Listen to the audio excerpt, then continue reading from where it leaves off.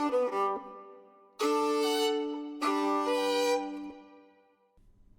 I'm Jerry Bowyer. Welcome to Meeting of Minds podcast. My guest today is Tom Strobar. Tom is a financial advisor. He's a financial professional with decades in the industry. But we've brought him here for a different purpose. In addition to his day job of helping clients manage money and helping them realize their financial goals, he's taken responsibility long before anybody else was that I can think of in witnessing to a biblical worldview and the Christian moral code in corporate America from the standpoint of using the authority that he has as a shareholder. And this goes back even into the late 80s. While the rest of us were asleep at the wheel thinking corporations were just fine and didn't need our influence, Tom Strobar was highly engaged. So first of all, Tom, welcome to the program. Thanks for joining us. It's great to be here, Jerry. I appreciate it. All right, so this started for you, I think you said, in 1989? 89, yeah, that's when I first kind of literally stepped out on the pro-life issue just because of an abortion clinic not far from my backyard. So I didn't like it. Well, it's a thing not to like. So how did that translate? And we've seen it, and you've protested, and I've protested. How did this turn into something having to do with publicly traded corporations and your leverage as a shareholder? Well, I'm in the investment business. I do a lot of had done a lot of individual stocks. Had been involved in what makes those companies tick. I'd been involved in various shareholder suits, and I would pick it, or as I say, witness. And you never know what effect you have. I mean, it's no one ever came out and said, "Thanks for being here. I'm not going to have an abortion." I never had anything like that. But I was reading a Business Week magazine about Pillsbury was giving thousands of dollars to Planned Parenthood, and also noting in the article how they'd gotten thousands of letters of people protesting their contributions to Planned Parenthood. And of course, some of them, added, "We're not going to buy your cookie dough or whatever Pillsbury made, etc." And I got to think about this, that this was really harmful to shareholders. And charitable contributions are designed to create goodwill, but giving money to Planned Parenthood was creating just the opposite, bad will. And as a shareholder, I thought this might be a legitimate concern. And I went to a local attorney. I went to 3 local attorneys, and no one would represent me in my city. And these weren't pro bono work. No one wanted to touch me. So I contacted a guy in New York who I don't think shared my views, but he agreed that this is potentially a challengeable kind of activity on the part of these corporations. They don't have to give money to anybody, and it's supposed to help. And here it's hurting. And that really got me started, where I started looking at scores of companies that unfortunately were giving money to Planned Parenthood, and have 30 plus years down the road, we've had actually 350 companies, some of them small ones, who once gave to Planned Parenthood and no longer do. Wow, 350 companies. Yeah, now some are that like you were involved. Were you involved with all 350? Well, that's no. I'm going to give the credit to Life Decisions International. Now, some of them like local car dealers that were giving money to Planned Parenthood. And we contacted them, or I should say, Doug Scott contacted them. There's another unsung hero, Doug Scott. Yeah, from Life Decisions. I concentrated more on shareholder resolutions with major corporations, where I would file and answer their legal objections and show up at their meetings, or get somebody else to show up for me if it was distant enough or what have you, and give them a hard time on the issue that I cared. And obviously, I wasn't the only one that cared about unborn human life. By the way, tens of millions, if not hundreds of millions, of Americans share those feelings. How many companies would you say you were now you're involved with Life Decisions International, so indirectly but in terms of your work as a shareholder, how many companies would you say you've had an impact on? Some it's hard to judge. I don't know, maybe a score, 20 or more. I don't know I think where I can maybe walk back and think that I might have had some real influence here. Now usually they don't send me a thank you note for bugging them and giving them a hard time, but if the fruits are there, then I may have had some impact on them. Yes. Well, there's some grown young men and women out there who don't know, who owe you thanks. So in heaven, when they in the beatific vision, when they'll find out that you helped defund what would have been their abortion, then I think there'll probably be a tearful hug and a thank you then. Well, we'll see. I'm enjoying it. I have fun, bugging these companies because they've got lots more money than I do. Yes. And it is a David and Goliath kind of thing, and it's fun. Yeah, you can make them have to outspend you 100 to 1. I just kind of making an observation. They thought, and often they still do, that this is reputationally enhancing. And what I've noticed, like say here in Western Pennsylvania, where Elsie Hillman was for a long time the Republican National Committee woman, very strongly pro-abortion, that in the social hierarchy, the scene column crowd, there's a point at which, as you're getting towards the top, Planned Parenthood becomes the inner ring, frequently for the wives of the executive. That as you're kind of rising and you're getting invited to the right dinner party, and then are you kind of clubbable in this way or are you that way? As you're getting towards the top, you cannot reach the social pinnacle of the charitable status hierarchy unless you are in some ways signing on to that inner ring of the Planned Parenthood board or the Planned Parenthood fundraising circle. So it must seem reputationally enhancing. If everybody, if all the scene column crowd is thinking of supporting abortion as your ticket to the top of the social pinnacle, then it must seem like an enhancement of status for the corporation. And so the CEO is talked into it when in fact, at the grassroots level, at the customer level, and probably at the shareholder level, it's viewed very differently. Yeah, that's true. They kind of look at each other and say, well, aren't you quotes pro-choice? Well, yeah, so let's, then we better say something, we better do something, we better give money to Planned Parenthood, ignoring the fact that, whatever, depending on the size of the company, tens of thousands or hundreds of thousands of employees, and not to mention potentially tens of millions of their customers are pro-life, some more than others, but certainly, large numbers are pro-life. So why get involved in the fight at all? Because they don't know pro-lifers. None of their friends are pro-life.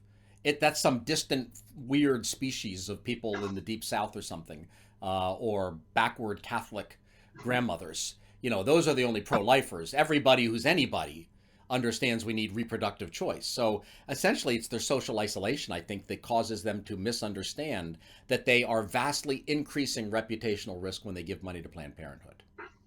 Yeah, and I hope they, that's what the takeaway when I'm trying to challenge these companies, at the very least, hey, there are real people out there that don't like this. And the shareholder resolution is one that forces them to confront it in a public way. And I think that's kind of the beauty of the whole thing. Yeah, and I think people aren't clear about this. Shareholders resolutions they have to do it. In other words, I mean, you have a legal right as a shareholder if you have a certain amount of money. And you're thinking, oh, that's only millionaires. No. $2,000 over 3 years and you're qualified. And they'll try to block it with the SEC. But if that doesn't work, they legally have to put your proposal on the ballot. And then you legally have a right to make a public statement, typically 3 minutes, in favor of it. So there's a lot of power in being a shareholder. If we would only use it. I think we didn't use it because we didn't know we had the power. But the other side knows they have the power, and they've hyper-organized and used it well and beyond their proportion of the population. Yeah, the other side will file hundreds of shareholder resolutions this year and every year, mostly again on liberal social issues. I don't dismiss them. Some are more important than others, but they really don't touch on what the fundamental human rights issue of our time. And that's, will we or will we not kill our unborn children? So Pillsbury went the right way. I mean, it worked with Pillsbury. Okay. Who else went the right way? Who else were you able to General Mills, they had been giving consistently, and I showed up their annual meeting in 1999. And this is actually held at the Children's Theater in Minneapolis. And actually on their board was the chairman of Target Stores, also headquartered in Minneapolis. And after I gave my little address to the shareholders and the management, et cetera, half the audience was giving me applause, these are very scripted events. Yes. They're designed to make everybody think the management is on high. And within a month's time, they were telling people, no, we're not going to give money to Planned Parenthood anymore. No, it had nothing to do with the resolution or anything. We're focusing on other areas. And the next year, I decided to go after Target because they were giving money to Planned Parenthood, filed a resolution with them. And they said, oh, haven't you heard? We're not giving money to Planned Parenthood. I said, no, I haven't. If you put that in writing, I'll withdraw the resolution. They did, and I withdrew the resolution. And those were two, kind of bang, bang, right together. And now, if we could just get Target to stop banning books that are skeptical about sexual reassignment for minors, then we make some real progress with Target. But I'm glad they're not supporting Planned Parenthood. I mean, that's a step in the right direction. I'm glad, but they are one of the most liberal, and I've had other ones challenging them on issues regarding sexual orientation. And to this day, they do discriminate in their preferred vendor program on the basis of race, sex, sexual orientation. That, as I said, if you did this at your cash register, there'd be riots. Yes. So there's other work besides pro-life things that conservatives could and should address. But I've talked a lot to Target over the couple of years, and what happened is several years ago, there was a CEO who gave money to, I think it was a politician who was skeptical of the LGBTQ agenda, and they targeted Target, went after them hard, and essentially Target was cowed ever since. That having given a little bit of money to a conservative politician, I think it was a conservative CEO, they have now completely reversed, and now they have to atone for their sin of being, of giving money to a conservative. And so they are probably the most subservient major American corporation to that agenda, precisely because they were just beaten into submission. So now they have such a negative S&R bond that anything LGBTQ, yes, we don't even need to know the details. We're on board, which is really a shame to see. Yeah, it's quite accurate. You're very perceptive. I mean, Target is certainly one of the most liberal, and as I cited them, if they had at the checkout counter where they're asking people what kind of sex they enjoy, and if you get the right answer, you get 5% off.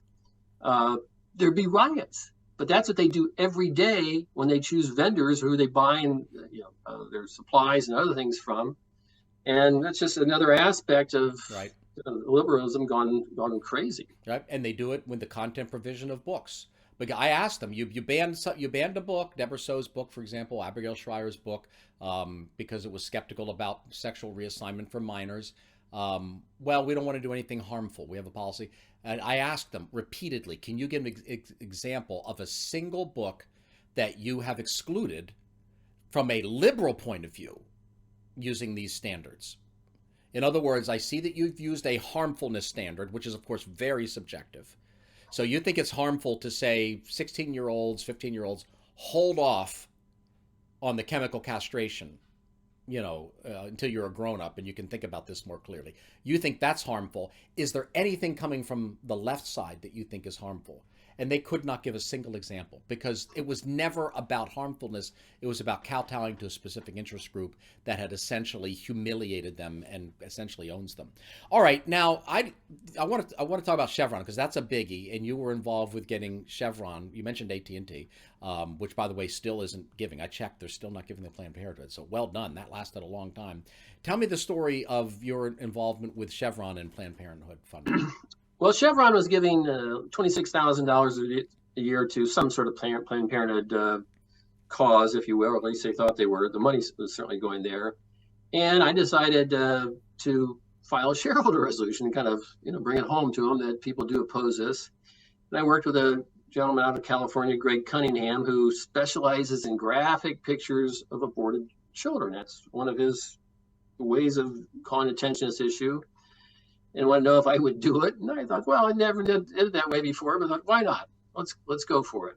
And, I filed a resolution. I had three phone calls with a couple attorneys at a time asking me not to, please don't come. And, we're rethinking our Planned Parenthood issue. But, I decided, well, I'm going to come. And which for me, it was, it's a travel day out. The day of the meeting and travel day back. It's 3 days of time, a little bit, a few of my dimes.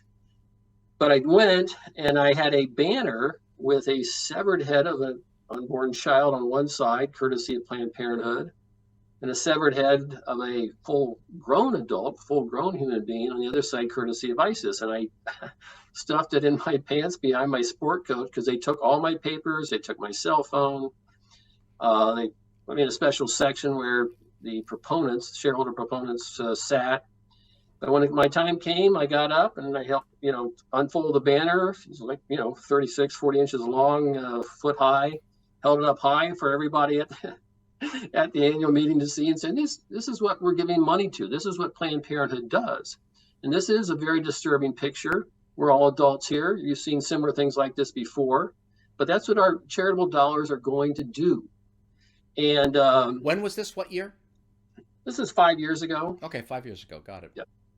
And, the chairman acknowledged it. Well, we have somebody here who doesn't like where our charitable contributions are going. And normally after an annual meeting, then there's a board meeting, which are probably had a few discussions about the resolution, et cetera.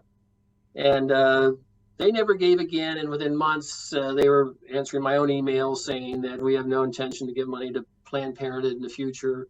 And to my knowledge, have not given other than maybe a matching gift here and there. I'm not really sure about that. But they essentially stopped. And it was smart. It was silly in some sense to take at that time. I've been in annual meetings. I was at American Express annual meeting, and they were only given $5,000. I'm not going to, but the guy up there, they had hundreds of billions in revenues, and he knew about this issue. And I'm like, I bet no one walks into his office unless it's an 8-figure dollar amount decision.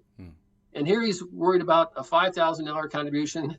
Well, they never gave again. And just by coincidence, I showed up about 8 or 9 years later on the marriage issue.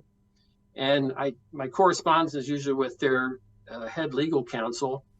And these are scripted events. I said, where would you like me to sit? And he goes, well, I think the last time, and he pointed to it, and he said, you just sat right up over there. And I'm like, he actually remembered 8 years ago where I sat. You left an impression. I left an impression. I said, well, then I'll sit there again. Which company was this? This is American Express in New York City. And Harvey Gall was chairman, and Ken Chenault was chairman the second time. And I kind of felt sorry for his legal counsel. He gave me a big smile when I first showed up, offered me a bagel and coffee. Mm-hmm. He gave me a very dirty look on the way out. So that was kind of fun. Well, blessed are you when men revile you for my sake. So on Chevron, you showed up, you did it. And then what was their response? They didn't want you to show up. They don't want you to show up, and they don't want the resolutions. So did it work? Did they stop giving money to Planned Parenthood? Yeah, they did. I mean, they spent a lot of time and money. I mean, I got, pages and pages why I shouldn't be allowed at their meeting, but the SEC, disagreed and said, no, you got to let Tom Strobar show up. And, it was heavily policed event, and cars weren't allowed near it. And it was, just really, they were on edge. I don't know if they were always like that, but, they took my phone, they took my paperwork, and but I got in there and gave my 2 cents, and thereafter they haven't given any, and I got email, and I kept copies of them that they had no plans to give money to Planned Parenthood, and they haven't. So I think they saw the light, and that's good. Or they felt the heat. Better if they see the light, but the heat is the backup plan. Because if it's no longer a feel-good grant, if there's pain associated with it, then they find other things to do with their money that aren't controversial. By the way, when you were doing this, were there other people involved, not just Chevron, but in general? I have the impression that a lot of this you were doing kind of like the only person in the room with your point of view, or the only person kind of engaged with your point of view. Am I right about that? Yeah. I assume other people in the room shared my view, but I was the only one that I know of engaged, and certainly engaged enough to get up and express these kinds of issues, and using a technique that liberal groups use all the time. And that's, I copy some of their wording, but it was pretty much on my own, but it really only takes one person to do it. I mean, anybody, as I say, anybody can do it. Steal my ideas. They're very simple. It takes a little work, and I guess a little bit of technical, expertise. But I'm not the smartest guy in the world, and I get on.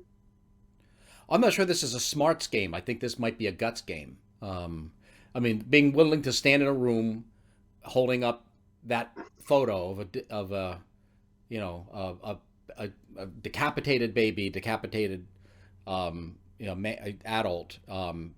It's mostly a courage thing. I think that's the real burden for people, and also caring enough to just like work through that system that's not designed to make it easy for you. Which, by the way, as an interesting aside, a lot of these big corporations were just like losing their heads when some states were saying maybe you should have to have voter ID.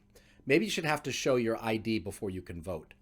Okay, I don't know whether those laws are a good idea or not, but these same companies, when you want to show up at an annual meeting, or when you want to vote, or when you want to put a proposal forward, you have to prove who you are, security clearance. So they make it really hard for you to vote in the annual meeting of the companies that are saying we shouldn't make it hard for people to vote. We shouldn't have any burden on people who are voting in politics, which decides who holds the nuclear codes. So it's really kind of a hypocrisy here, how tight they are with the franchise when it comes to their own citizens, their shareholder citizens, but how easy they are with just saying, oh, just everybody vote. Don't worry about accuracy. I will say, I did show up at the Berkshire Hathaway annual meeting, which has 20,000 people that show up for that. Yes. And is run by Warren Buffett. And actually, the first year I worked with Steve Mosier of the Population Research Institute on a shareholder resolution. The next year, in between time, and the next year I showed up, and Berkshire Hathaway not only discontinued giving money to Planned Parenthood, Warren Buffett, I think, saw the problems inherent in this. He canceled his whole charitable giving program. So that was you. I wondered if you were the guy who got that ball started, because I thought he handled it very well. It's like, this is shareholder money. We're going to give you a dividend. And you can give your dividend to Planned Parenthood, or you can give dividend to, pro-life centers. You can give that's up to you because it's your money. I mean, I thought he handled that very well. And I had a feeling that maybe you were the trigger for that. Yeah, the New York Times blamed me. And as I said, well, to myself, Mr. Buffett decided on his own. I think I did have an article published in the Wall Street Journal. Mr. Buffett owned 1/3 of the company, but 2/3 of the charitable contributions were going to his private foundation, which obviously the disparity there was abusive, et cetera, to shareholders. And I think that's other reasons over and above, shall we say, but he didn't like the article in the Wall Street Journal because people bow down to this guy, and it really made him look bad and selfish. I mean, he notoriously only takes $100,000 income, but he was sending $10 million of Berkshire Hathaway money to something called the Buffett Foundation every year. Right. So, and he loves Planned Parenthood. I mean, if you read the guy's biography, going back to Susan Thompson, became Susan Buffett. They are super into population control and super into Planned Parenthood. Buffett Foundation is one of the few foundations that doesn't just give to the cause, but it actually buys abortion equipment for, like say rural abortion clinics, like rural Southern abortion clinics that can't afford. I mean, a lot of the pro-choice, groups won't even touch that. They don't want to actually directly fund abortions. And they're like, no, we're directly going to fund your abortion. You can't kill enough babies in your little town. We're going to buy them. We're going to buy the equipment. So, I mean, the Buffett dynasty has a love affair with Planned Parenthood. So it's all the more powerful that he was willing to live up to his ownership orientation, investment philosophy, and say, wait a minute, this is shareholder money. It shouldn't be used for even if I think Planned Parenthood is great. That's my cause, not theirs. Yeah, no, it's kind of fun and it's kind of interesting. And yeah, you're right. As I, he was funding abortion before abortion was cool, and persists to this day. His only philanthropic interest, 98% of his population control, including funding, training of abortionists, et cetera, et cetera. He's super hardcore, despite otherwise I respect his financial acumen and kind of his own personal traits, but he's clearly a very, very pro-abort person. Well, the wife talked him into that. Could be. You read the biography. What is it? The Snowball Effect. That came. He was raised conservative. He was raised by a conservative Christian family, and he was a suitor, and he switched over to her side, and stayed there even after her death. So that's interesting. By the way, were you the one who got Howard Schultz ticked off on the abortion, not on the abortion, on the marriage issue? Yeah, I did. I was actually working as consultant National Organization for Marriage at the time, and we showed up a couple times, and I presented the resolution, etc. It was fun because he was really upset, and I was trying to bother him, and the fact that they didn't even think about the fact that they were supporting gay marriage. Why wouldn't we? As if like I don't care what kind.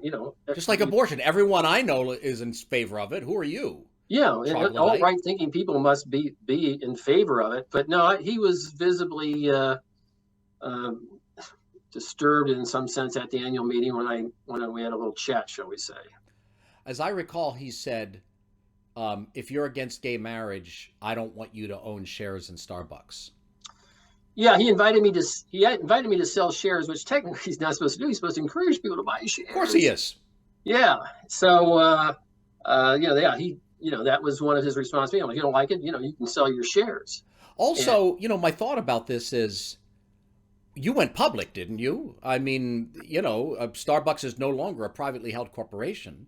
So at the moment, that turned you into a billionaire, right? It was a huge influx of capital.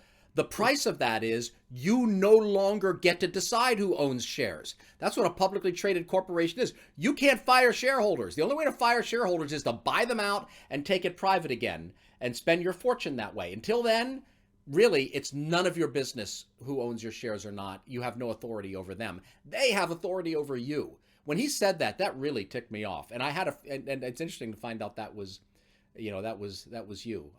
So do you feel like now things have changed? Like I said, you were alone on a lot of this stuff, but there's another guy, Justin Danhoff, who was doing things not nearly as long. He's a younger guy, and he's doing more recently. Do you have a feeling like things have changed now, and so people who believe in the traditional moral code are now fully aware and awake and now ready? Now, of course, their initial response is, "Oh, I'm just going to sell the company. I don't like what Coca-Cola said, so I'm going to sell it." But what I find is when you tell them, sure, you can sell it, but you could go to the annual meeting. You could log on. You could ask a question. You could vote against the board of directors. Oh, I didn't know I could do that. Yeah, I want to do that. That's not a retreat. That's, I want D-Day. I don't want Dunkirk. I want D-Day. So are you finding that there's been a sea change now where people who believe in essentially the biblical Christian moral code now really do want to start engaging and making a difference? Yeah, I think so. I think that, there's, when I started, there were no pro-life mutual funds. Now there's 30, there's groups like Kingdom Advisors and National Association of Christian Financial Consultants and others who take this more seriously, some more than others who are members.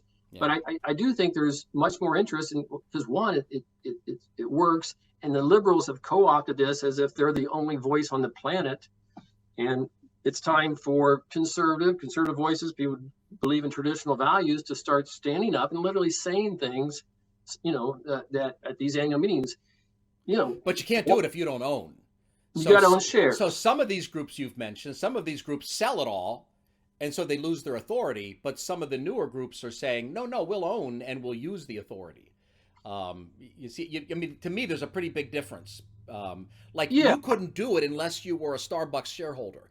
You couldn't do it unless you were an AT&T shareholder. You see what I mean? Right. Yeah. That's right. Yes, I did. I've made money on some of them. Some of them I haven't. I don't really pay any attention to it. It's not that big a deal. The real rub is in my purpose is to get in front of those folks. So, I think there is a difference between owning the necessary amount and trying to do something. But it is important to try to do something, and anybody can do it. And of course, the financial institutions, maybe some of these pro-life mutual funds might. I haven't really seen much activity. I think sometimes they've got their hands full, and because it does take a little bit of time. But I think things are growing. I'm encouraged, and now with the recent Supreme Court decision, there's going to be a lot more activity at the corporate level. What I want to know is, these groups, are they voting? What I want to know about the screeners, I'm fine with screening if you're like Ave Maria or whatever, Timothy. If you have a conscience issue, absolutely screen it out. But you can never screen out all the sin. because it's fallen human nature, right? Original sin. So are they actually engaging? It's an interesting question. I'm not hearing from them. I'm hearing mostly, we don't touch the unclean company that has the Gay Pride Day. All right, fine. We are touching it, because I think that's the Jesus example. He touches the bleeding woman. He touches the dead girl. He touches the unclean thing, because he's trying to transform it. So what I want to know is, are they engaging? And what I'm seeing is that's more I'm not seeing so much of that coming from the funds. I'm seeing that more from the advisors and the individual investors who are saying, wait a minute, I want to make a difference. I no longer feel good enough by saying I don't own it. The world's going to hell in a handbasket, and I want to grab the handbasket. And try to be an influence. And that's the shift that I'm seeing. But we'll see. Maybe I just because I want it to be true, I'm predicting that it's true. So I think we'll probably see this year. Yeah, I hope so. Heretofore, the pro-life mutual funds have not engaged much in corporate activism. That's a simple fact. Yeah. And I'd say that's true. The whole world of sin screening, moral screening, they think they've kind of done the job just by screening out the highly conspicuous examples, because you can't screen it all out. Like you say, some of these have matching gifts to Planned Parenthood. So you can't screen out if there's one particular person who says not 1 penny for abortion. You cannot possibly, construct a portfolio where you're guaranteeing not 1 penny for abortion. But if there is a penny, and probably if there's a penny, there's a pound, as they say, get in there and say, why? No more. What are you doing? You're killing future customers. How can this be? I mean, look at the story of Toys R Us. Toys R Us is bankrupt. And in their bankruptcy statement, you know what they said? They said demographic trends. Oh, yeah. Not a dropping fertility rate. Now, Toys R Us had a decision. When it was revealed that the Susan Komen Foundation was giving money to Planned Parenthood, Komen said, we're not going to give money to Planned Parenthood anymore. And then they reversed and they said, we are going to give money to Planned Parenthood. And Toys R Us said, and we're going to keep giving money to Susan Komen, even though they give to Planned Parenthood. So this is a company that was funding abortions, a toy company. I mean, just at the pure mammon level, talk about a conflict of interest. And they even admitted a fertility rate. Well, we have a 20% abortion rate in this country. Would you be better off if there were 20% more children born into the world? Toy company, of course you would. So craziness. Yeah. So you know what? Whether the funds catch up or not, you're going to do your thing. I'm going to do my thing. And I think in the investors themselves, it's their money ultimately. They're the ones who have the influence. Okay, so what do you see coming? I see us doing a lot more of this. I see a lot more abortion resolutions because they lost before the Supreme Court. Deo gratias, Roe versus Wade is reversed. So now where they lose in state legislatures and lose in the courts, I think they're going to try to win now in the proxy process. Yeah, I'm sure they're going to try. And I think maybe, I'm going to try on the other side here. I don't have the resources that all these liberal groups do, but all these corporations that are going out of their way to say, oh, yeah, we'll pay for travel expenses for abortion, et cetera, et cetera. Just, I don't know if we can do business in this state anymore. I mean, just kind of silly things when you think about it. This can't affect more than a small fraction of their employees. And by the way, some of them are obviously quite pleased that we're finally trying to protect unborn human life. So it's going to be a fruitful area, and I'm going to do some on that this year for sure. And you got to think about the tin ear it takes for them to make the argument it's bad for business because of maternity leave. So these are liberals who now are saying maternity leave is a little too expensive. We really can't afford to have these. I mean, they've been pushing maternity leave and paternity leave, and maybe grandparents should get leave, and uncles and aunts, everyone should get leave. When they're in control, it's like, oh, but if the woman has a baby who wasn't going to have the baby, that's maternity leave, and there's medical costs. So they're nickel and diming. They're asking these companies to nickel and dime with these pro-life states because of the cost of maternity leave. I mean, did they even know how they sound when they make an argument like that? Yeah, it's often very contradictory, and the abortion thing just kind of highlights some of the craziness that people will do for the right to take the life of their unborn kids. And also, they're making the argument about worker shortages. Pro- Yeah. probably the most right. You see the right. Well, we kill workers, so we don't have worker shortages. But if you look at the demographics, look at New York, probably the most pro-abortion state in America in terms of policy, up until birth. That's the law. It's unbelievable. They're hemorrhaging population like crazy. Um, what's growing? South, Midwest. These are the growing states. Mm. Pro-life states are net population inflow states, and in many cases, people are fleeing the Jerseys, New Yorks, Illinois, and Californias even. So the idea that being a pro-life state makes you have a worker shortage problem is ignoring the actual demographic shift. People are going to where they're more free. Yeah, good point. Yeah. Yeah. All right. All right, Tom. Anything else you want to say? I've just admired the work you've done from afar, and I really appreciate you coming here and talking to us about it. Anything that we didn't cover that you want to cover that I should have No, I'm asked you just real. about?